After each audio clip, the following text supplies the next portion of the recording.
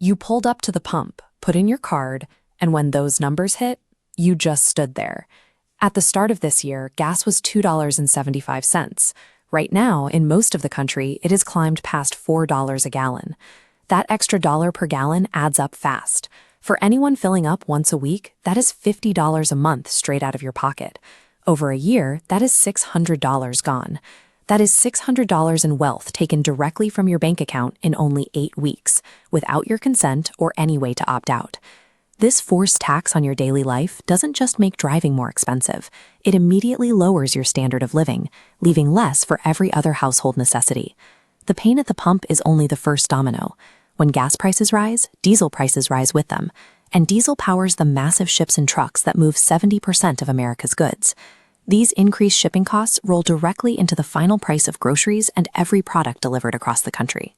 Despite this compounding cost to families, politicians in Washington are avoiding the difficult conversation about exactly when this inflation cycle will end. For decades, the American economy operated on the assumption that energy would always be cheap. That era has ended, and it traces back to a geographical reality most leaders won't acknowledge. Everything changed on February 28, 2026, when the United States and Israel launched massive military strikes against Iran. Iran's response focused on the Strait of Hormuz, a body of water only 21 miles wide. Roughly 20% of the world's oil supply flows through this gap. Tankers from Saudi Arabia, Iraq, Kuwait, and the UAE squeeze through daily. When Iran moved to close the strait, the global distribution of oil effectively froze. The International Energy Agency labeled this the largest supply disruption in history. Within days, Brent crude was trading near $120 a barrel. This means a tiny stretch of water thousands of miles away now dictates the daily operating budget of every household in the United States.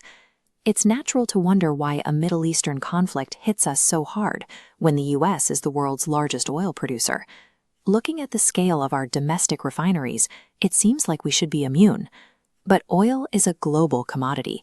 American refineries still blend domestic crude with foreign imports. Because everything trades on one global market, a shortage in the Persian Gulf raises the price at a gas station in Ohio instantly. While drivers faced financial panic, oil companies capitalized on the volatility, posting some of the highest first-quarter profits in their history. Even more telling, just minutes before major policy announcements about the war were made public, investors placed hundreds of millions of dollars in bets that oil prices would fall. When those announcements hit and the market reacted, those insiders walked away with enormous payouts. The crisis created a massive windfall for those with the right information, while regular Americans were left to pay for the chaos at the pump. Donald Trump has promised that gas prices will come roaring down as soon as the war ends, and one economist summed it up perfectly. Oil and gasoline rise very quickly, and they come down very slowly. Energy Secretary Chris Wright warned that prices may not drop below $3 until 2027. The recovery is slow because you can't fix infrastructure damage in the Gulf or repair broken global supply chains in a single afternoon. Current projections suggest a floor of $3.50 a gallon through the end of the year. This is significantly higher than the $2.98 we saw before the war started. For the foreseeable future, your cost of living has shifted. You are looking at a baseline for energy that is permanently higher than what we considered normal just a few months ago. This pressure is moving into every sector. Higher diesel costs are forcing shipping companies to hike their rates, which you will see on your next store receipt. Even your grocery bill is under threat. Fertilizer production relies on natural gas, which is now constrained by the war, ensuring that food prices will stay high long after the initial shock.